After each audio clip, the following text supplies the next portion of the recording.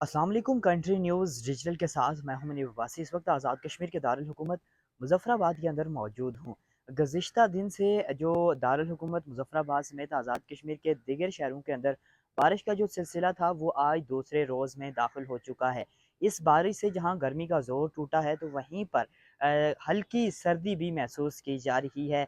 सर्दियों का बाकायदा आगाज़ जिसे मैं कहूँ वो हो चुका है। इस बारिश के साथ यकदम जो मौसम है वो तब्दील हुआ है और एक सर्दी का एहसास भी शहरी महसूस कर रहे हैं। इसके साथ अगर दीगर इलाकों की बात की जाए, जैसा कि मुज़फ़्फ़राबाद समेत दीगर शहरों के अंदर भी ये बारिशों का सिलसिला जारी है, तो वहाँ पर भी मौसम काफ़ी तब्दील जो है वो देखा जा रहा है।